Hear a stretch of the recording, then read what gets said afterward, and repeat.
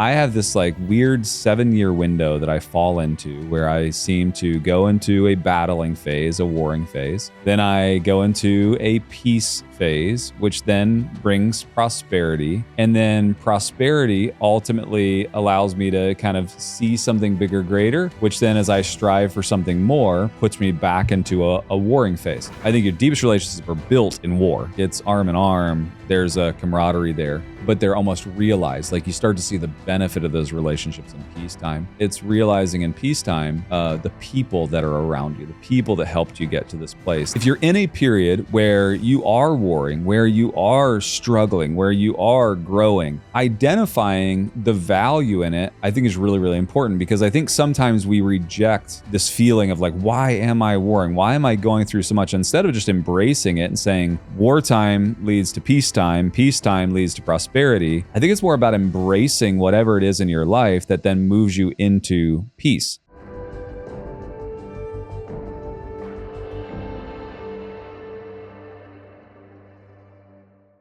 So today the topic is, I don't believe that you can have prosperity in life without peace.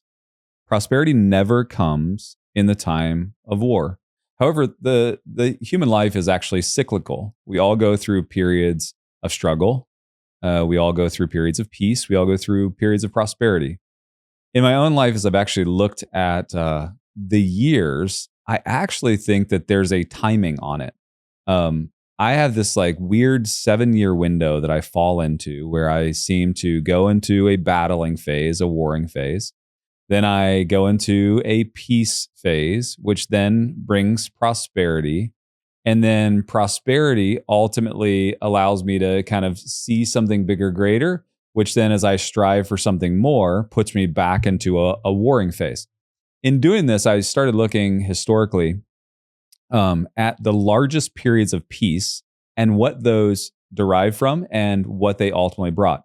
The largest period of peace is what historians would call the Pax or Pax Romana, which is a 200-year period of peace after the Roman Empire was established. How was the Roman Empire established? It was established by massive war, trying to unite the Germanic tribes, all the different tribes of the north.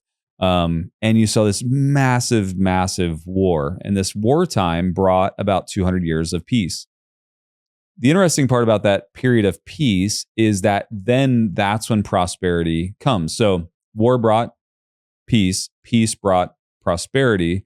Prosperity began to then erode society. And in that prosperity, then you have another empire that, you have the Persian Empire that comes in, defeats the Roman Empire, and then they go from warring, Persian Empire, into a period of peace, into a period of prosperity, and then back into a period of warring. And so looking at this concept, if history always repeats itself, and I find myself in this period of warring, peacetime, prosperity, recycle, the question is, what do you do with that in your life? And I think the first thing that you have to do with these periods is, number one, identify them. What period am I in? I'm in a warring period. And typically that is established by looking at growth. It's looking at a lot of like exploration. I always say that our change cycle always starts with identifying that something's wrong or something that we want to change, which moves into exploration, which then moves into acceptance, which moves into commitment, that ultimately moves into acceleration and success. However, if you're in a period where you are warring, where you are struggling, where you are growing, then identifying the value in it, I think is really, really important, because I think sometimes we reject this feeling of like, why am I warring? Why am I going through so much? Instead of just embracing it and saying, wartime leads to peacetime, peacetime leads to prosperity. I think it's more about embracing whatever it is in your life that then moves you into peace. For instance, we are at Collective Influence. We're in a phase of what I would call wartime. This is building, it's growth, it's expansion. It's sometimes you have to cut and sometimes you have to reduce, and then you're trying to establish. And if you'll stay under that weight long enough with the right perspective, it'll move into a peaceful time. And in those peaceful times, then you actually get to reap the benefits. One interesting thing is if you look at war, war is never the creator of prosperity. War always, if you even look at like US history, wartime creates a lot of activity that ultimately leads into peacetime, which gets to prosperity. But war is always the largest expenditure of your resources. When you're in war, you're spending all your resources. You're spending your time, your money, your effort, your energy. And so you begin to deplete your resources in wartime, which then moves into peace. And peace is when there is an absence of resistance. Resistance is war is resistance, right? It's something pushing against what you're ultimately driving towards. And what's fascinating is that I believe it's the resistance that creates the knowledge or the learning in wartime that then in prosperity leads to, or in peacetime leads to prosperity. I think if you go through war without learning or gaining the knowledge from what it took to actually overcome that period of time or to get to a period of stability or a period of peace, then you actually never get to gain the prosperity that you ultimately could if you would have learned the lesson in the war. And so I think number one, it's understanding like what's going on in my life and embracing it as resistance is good. I've talked about this on other podcasts. Resistance is literally the way to build muscle. Like character is built through resistance. Opportunity built through resistance. Knowledge built through resistance. It's interesting that if you were a teenager and now you're an adult, think about everything you know about a vehicle right now, a car. Everything you know about a car is due to something breaking or not working on that car. And so, all of a sudden, your car, the lights start dimming at nighttime and you're driving down the road and you're not gaining power. And what happens? That's resistance. So you take that to a mechanic and the mechanic says, hey, your alternator went out. Then you're like, what's an alternator? Well, an alternator is what takes the movement of the car that generates energy that goes into the battery for storage that then recycles into the car. You wouldn't know that unless something negative happened, right? Like so much of what you know about a vehicle came from poor experiences with a vehicle. So much of what we learn and know about life comes from poor or resistant activities in our life. And so embracing it in that period of growth, or let's just call it war, ultimately gives you the knowledge and the basis to find prosperity. It's funny that, go back to the car example. There are things that I ask about a car now as I buy them that are so tied to my experience as a teenager, right? It's funny, I grew up in Ohio. There were snowy roads. There were icy roads.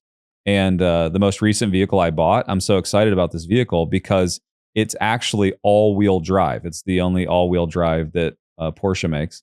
And I live in Florida now. The need for an all-wheel drive car is at about 0%.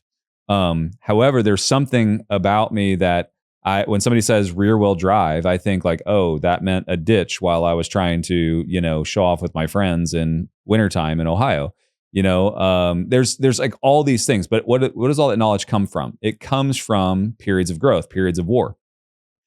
Then you move into peace, and so now that's the stabilization period. So that warring, that growing period, that resistance moves into stabilization. Stabilization or peace is when you've created a sustainable environment that lacks resistance. Think about it. I don't know if you've had children and you went from the terrible twos, and I think sometimes the terrible threes are even worse than the terrible twos, because now they actually put some knowledge and experience behind their their experiences from 2 years old, and all of a sudden you get to like 7 or 8, or maybe 9, and you kind of start feeling like, okay, like this is different, right? Like you move into a period of stabilization. They can dress themselves.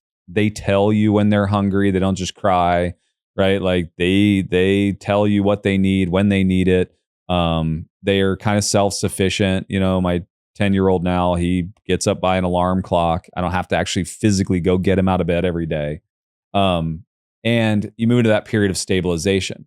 What created the stabilization? All the resistance that happened before that time period. It was all the moments of getting them out of bed, teaching them to brush their teeth, telling them it's unacceptable to go to school without combing your hair for the 72nd time, right? Like it's all of that resistance that then builds up that framework for peace or stabilization. And that's a period of time that lacks, right? That actually lacks the resistance. You can find this in work. You can find this in your career. And then typically think about your career. You started off at 18, 19, 20 years old and you're pushing and you don't know the ropes and you don't know, maybe you just came out of college and you don't know if anything that the professor told you was applicable in the workforce. And so you're putting it all to work. And then you're trying to find your way. You're trying to find, how do I fit in, and what's my social circle, and how does my social circle interact with my work circle, and what am I capable of, and what am I deficient in? And that's wartime, right? Like it's growth periods. Then you got to get into your 30s, and all of a sudden you're kind of known for the work that you do. Oh, you're the marketing person. You are the creative person. You're the web developer. You are the sales person. You're the manager. You're the leader. And you get into this place where you start to lack resistance. But think about it. When do you get paid the most? We get paid the most when you actually establish or stabilize who you are. All of a sudden, now the pay starts being commensurate with the job you've probably already been doing for 5, 7, 10 years, right? It's not that you're doing that much better by percentage. Like if you think about it, when you're 20, 21 years old, the growth from 21 to 25 in the workforce, especially if you do the same job, is immense, right? Like you're probably getting 50, 60, 70% more production. But do you get paid for that production right then? No, you actually don't get paid for that production until you stabilize, and then that becomes who you are, right? But your production doesn't increase, but maybe 10 or 15% from 25, 27 to 30, 32, right? And so your production, and so think about that. Like, so now you stabilized, and now you're given a period of prosperity or payment, a commensurate exchange for not what you're capable of, but now what you've established yourself to be. Stabilization, lack of resistance. You're not fighting for that title. You're not fighting for somebody to identify you as capable of that. Now you're actually moving into a place where they just identify it. It's stabilization. You don't have the resistance, which then allows for prosperity to happen. Then prosperity typically breeds, which is always ironic, and especially for me, and full disclosure, periods of prosperity are the most dangerous, because periods of prosperity ultimately get me to a place where I start the exploration process in prosperity. Well, this isn't fun anymore. Resistance actually is way more fun. If you go to a biblical construct, I love the biblical construct, because the way the Bible is written is it's not chronological, but you can follow a chronological construct. So you have David, who's the king of Israel, and David is known as the wartime king. So if you've read any Bible, the Bible stories, David had Goliath, right? Like David took on the giant. But David's life was categorized and characterized by war. He then stabilizes the nation, right? Stabilizes the nation. David, the Bible says that he was a man after God's own heart, but David was war, right? Like David had more wars in Israeli history than anybody, and he's fighting from teenager all the way up to his death, right? Like lots of wars. Solomon, however, is David's son, and Solomon comes into a stabilized nation. Well, what does Solomon do? Solomon expands the kingdom. Solomon has, historians will tell you, not biblical historians, just generalized historians, whether it's Josephus or one of the ancient Hebrew historians, will tell you that the greatest period for both the Israeli, Hebrew culture of prosperity was the time of Solomon. But historians will tell you it was actually the greatest period of prosperity than any other person that's ever lived on the planet at any given time. This goes back to the Aztec gold. This goes to the Mayan gold. This goes to the craziest civilizations on the planet. The greatest period of prosperity was Israel, Hebrews, during the time of Solomon. Solomon was expanding the kingdom not through war. He was expanding it through commerce. He begins to move into Lebanon and the cedars of Lebanon, and he builds this massive. Solomon's temple is still in Jerusalem today. That was built thousands of years ago. So much so that his, without social media or without electronic means, the news of Solomon's prosperity spread throughout the world to the point where even warring nations began to reverence him. And there's historians that write about the Queen of Sheba, who also is a massive success, lots of prosperity, comes to learn. She heard the stories of Solomon, comes to Jerusalem to learn about how he actually architected his success. And the amount of gold, the amount of building, the amount of commerce that happened at the time of Solomon is just, it's unparalleled by any other culture. The interesting part about that is then you follow the narrative. So then Solomon has a son, and Solomon's son, Rehoboam, actually is, if you talk to any former Hebrew, scholars or Israeli historians, they will talk to you about Rehoboam was the one who made the worst choice in Israeli history. What he did was he moved from a period of prosperity into a massive, he began to search, and he wanted to create more prosperity. So he was posed with a question. His friend asked him a question as he began to take over the kingdom from his father Solomon, who had died. And he said, what kind of king are you going to be? He said, are you going to be a king who rules with an iron fist, or are you going to be a king that supports the people?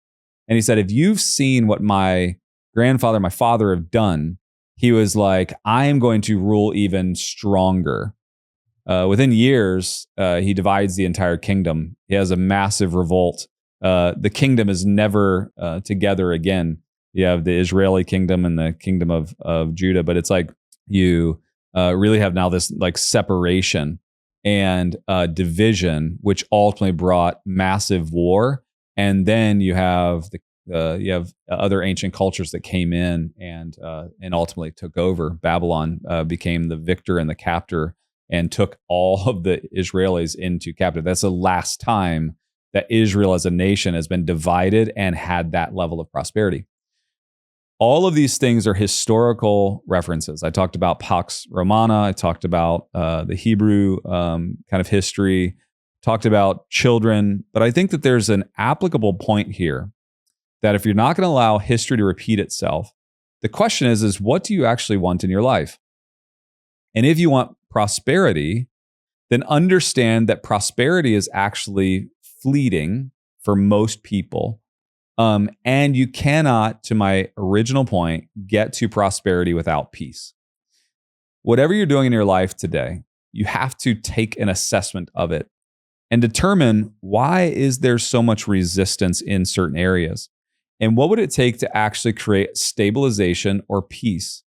Because if you can architect peace in your life, prosperity naturally comes. Prosperity always comes on the other side. We always believe that it's the warring, it's the challenge to get there, it's the fighting, it's the resistance that's going to bring me prosperity. It's not what brings you prosperity. It's the stabilization, or it's the peacetime after warring that ultimately allows you to experience prosperity. Let's take it down just a little bit deeper into personal relationships. Because I think sometimes we think about success in the construct of the workplace, my professional aspirations. Let's talk about it in a personal, kind of a personal time period. I have been raising 3 boys, right? And it is so easy to get into the mindset of war, right? Like teenagers, them going off to college, And it's so easy to be at odds all the time because you feel this responsibility to like train and to get them into the right place and to be the right thing. And what I've found is that my greatest relationship with my children always comes after this stabilization. Where now, what's stabilization? It's a lack of resistance. Now, how can you get to a lack of resistance with your children? Are they ever going to be completely perfect and you're never going to have to correct them? No, ever. Like that's just probably not normal, right? However, a lack of resistance. What if we created an environment of peace? What if we chose peace? What is peace? Lack of resistance, right? And in that, it's not just letting them do what they want to do. What it is, it's actually coming to an agreement on who you are together. I think the lack of peace comes from a lack of understanding of our roles and responsibilities.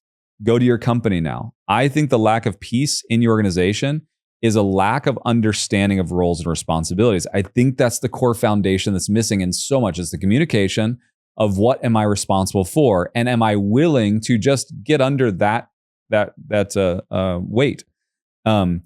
What is your responsibility? Are you willing to get under that weight? And then we create an agreement together. What is that agreement?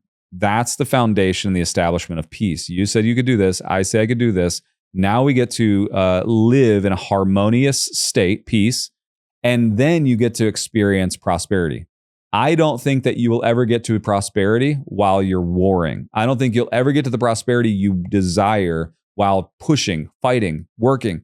I think what it is it's creating an established relationship with those around you, understanding what your role and what their role is, falling into that, creating harmony, which then establishes peace, and then you find the prosperity that you want. I think you can architect prosperity by making sure you focus on peace.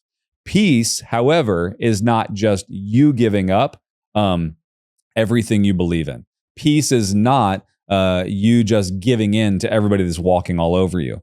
Peace is establishing our roles, responsibilities, rights, communication. It's creating a creating a level platform with those around you to make sure that everything that needs to be cared for is cared for, right? And you're playing your role that's necessary that then allows the prosperity to happen. I challenge you. If you're struggling with prosperity in your home, find peace with the people around you. If you're struggling to find prosperity in your business, create and establish roles, responsibilities, and communicate and commit to them, and you'll find prosperity. There are necessary times for war. Oftentimes, war leads to those establishments of what you're capable of, what you can accomplish, right? There's times where David, right, was necessary.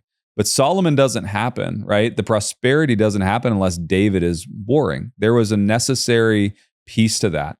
However, if we really want to architect prosperity, we have to understand war moves into peace, peace into prosperity. You mentioned like a 7-year period in your life where you feel like you were in wartime. Mm-hmm. Do you have any experiences or stories or examples of this wartime peace, prosperity, and then even maybe erosion back to wartime? Sure. Yeah. So in my own life, if you go back, it's this weird like 5 to 7 year period that it seems like I fall into it every time. It's cyclical. And so if I experience prosperity too much, it almost becomes boring or I feel unaccomplished. And in that lack of accomplishment, then I seem to then resort right back to war. And sometimes I don't want to ever come across as if this isn't necessary in our lives. I think the resistance actually, to my point earlier, builds the character. It builds the components that you need for prosperity. But it's like you have to have that time of war. Like there has to be a time of growing. There has to be a time of resistance. And I've said this in previous podcasts. Resistance, a life that lacks resistance really lacks fulfillment, right? Because if everything just comes to you without some level of work, without some level of toil, without some level of heartache, we don't always appreciate what it took to get there. But I will tell you that the easier and faster I get to prosperity, the faster I want to cycle back into war. And it's because I really struggle with the fulfillment that comes out of it, because there wasn't like enough struggle to get me there. But it's, if you go back over my work history, which is like the most interesting thing that I was doing the other day, is you look at college to really what I would say the pinnacle of my radio TV career was about 7 years. And then from that, I moved back into more entrepreneurship, building business. Left all of that, was out back warring, building some businesses with my father, really got heavy into real estate. It's about a 7-year period. Then I totally bail out of all of that and then find myself back at college again. 29 years old, 30 years old, back at college, learning more, building. That's when I really started some of the nonprofit components. And then I start buying businesses. Then buying businesses, 2012, 13, you go all the way to 2019 is when I sold all the businesses. Why did I sell all the businesses?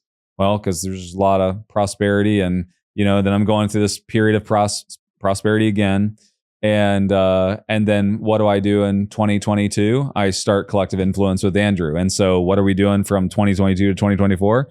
We're at war. We're building the Aspire Tour. We're building Money Is. We're building the masterminds. We're building everything else. And there's just something about the cycle of it that I'm drawn into. And what's interesting is like, I wouldn't change it. I actually really enjoy the cycles. And I'm most fulfilled when I'm warring, like when I'm growing. But I just want to identify it in my life, because I think at any point that I realize that I think sometimes it's my subconscious brain that's putting me into these loops. That I think oftentimes, if I will just zoom out for a minute, if I really don't want to be under that pressure, I actually know the pathway to get out of the pressure, right? And it goes back to, as we're growing our organization, it's like that. If I really want out from underneath the pressure, I know what I can do is I can alleviate the push, the war. I can create systems, processes, right? Create that time of peace, and then peace moves into prosperity. Yeah. So Andrew caught you like at the right time. Andrew caught me the perfect time. And so now everyone knows to pitch you in 5 years. 5 years, yeah. Probably start in 4, Perfect. Next one, I love that you said. What's funny though is when Andrew asked me to set goals, I had already identified that I had this weird cycle in my life. And he's like, what's your 10-year goal? I was like, I can't do 10 years. I can probably do 5. And he's like, 5. And I was like, yeah, 5 is really kind of I don't know why, but I need a 5-year goal, maybe 3 to 5. And so I was like, we built $1 billion company in 5 last time. I want to build a $5 billion company in 3 to 5 this time, because I know me, I will create the next. I think so. Maybe you grow out of it someday. We'll see. Earlier you said it's important to you to identify the phase that you're in. Mm-hmm. So if we view wartime as a teacher, and maybe shift our perspective during that time, it might make it more advantageous. Right. Then I think what it does is it actually removes the pain out of war, if you see it as a teacher. Is there a more advantageous mindset to have during peace and prosperity to make sure you maximize that? I think so. I think in peacetime is oftentimes where your deepest relationships are realized. I think your deepest relationships are built in war, right? Like it's arm in arm. There's a camaraderie there, but they're almost realized. Like you start to see the benefit of those relationships in peacetime. And I think it's realizing in peacetime, the people that are around you, the people that helped you get to this place, the people that, and I think it's also recognizing the strengths that you have. You don't want to go back into wartime, right? Like recognizing the strengths and the knowledge and the benefit of wartime, right? The teaching. And I think it's in realizing and appreciating that then prosperity comes.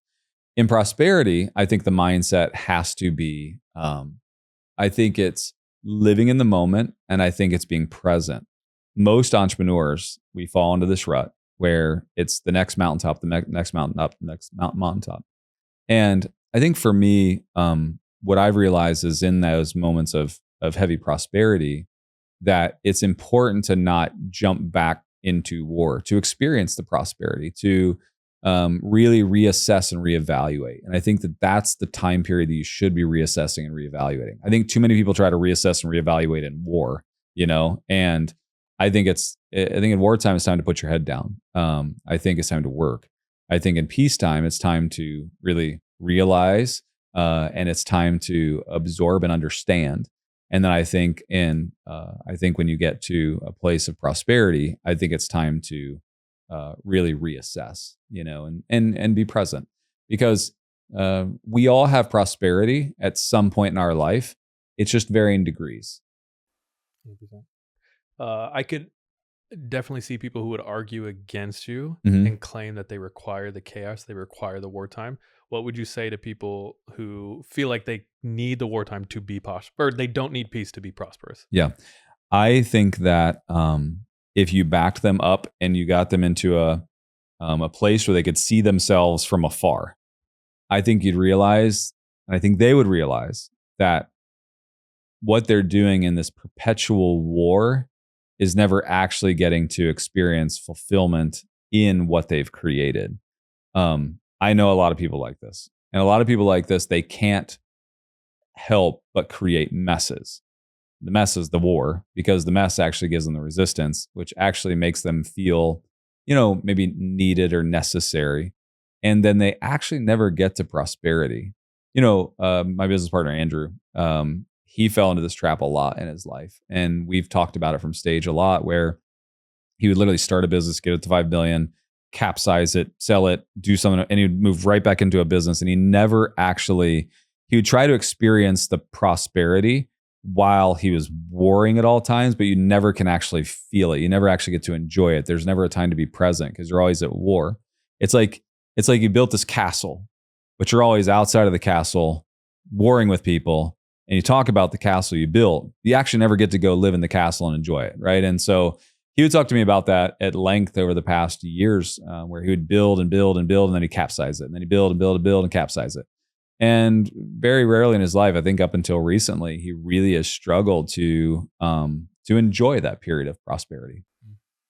And then I could imagine maybe that was part of your genius, was recognizing these individuals through Empire and helping them reach. Our Empire operating system, one of the things that I say that it irritates people, it makes them mad, is that in helping them start to delegate and create processes and systems, Step out of war. Yeah, and that's all I'm trying to do, is pull them out of war.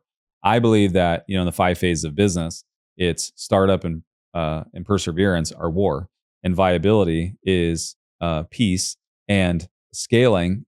You can go back into war, but I think you could actually do scaling as prosperity. I think it's like if you build the right foundation, then you get to enjoy it without resistance. If you don't build the right foundation, it's like going back to war. And if you try to go to war while you're trying to scale your business, oftentimes you just don't have the fortitude, the ability, the resources to actually get to the ultimate goal.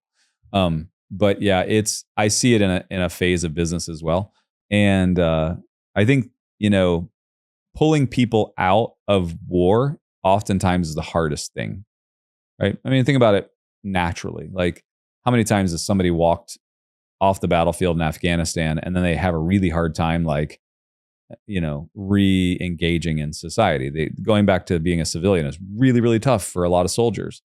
I think that's like that way with entrepreneurs too. It's like they really struggle to get to a place where they re-engage into society. We do that with Empire all the time, and helping them do that. But the one thing they hate, to go back to the point, is I tell them, when we delegate and we move you into this other position, 80% is good enough. And they all just go, but the reality of it is if you get 5 people all underneath of you doing 80% of what you were doing, but now we really diversify and we create lift, it's like all of a sudden now you get to go feel the prosperity that was created. 100%. I honestly think that there is healthy war and there's unhealthy war. And let's close there. Healthy war is when you have a desired end state that matches the direction you're going.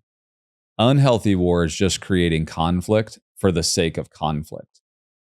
Think about the conflict you have in your life, the conflict I have in my life, the conflict that's around you.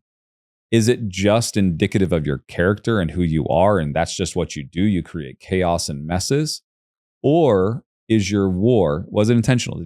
I started Collective Influence very intentionally. My goal was to get from here to here. And the reason I wanted Collective Influence at 5 billion was because I wanted to impact others and make massive impact on the world. It was very intentional. So I chose war. To me, that's healthy war. I think that later in life, when you're not in a period of building and battling and war, I think it's also important to create the small, maybe it's not a war, maybe it's just a skirmish, maybe it's just something small level to keep you sharp, and I think people can do that. If you see a lot of people where they get into their 60s and 70s and they have retired, maybe they've lost a spouse and they go back to college or they learn something or they add a hobby or they do something. I think those are the small pieces that just keep you sharp, keep the resistance going. And I don't think that's bad. I think it's healthy as long as it's tied to a desired end state. I think war it can be a good thing, maybe not globally, right? But when it comes to our own lives, I think that war can be a good thing if it is pointed at a desired end state because it builds up the resistance, it then gives you the platform for peace, and then peace gives you the platform for prosperity. Thanks so much for being a part of the podcast and for listening today. I'd love to connect with you further, and you can connect with me on social media at Eddie Wilson Official on any of the social media channels.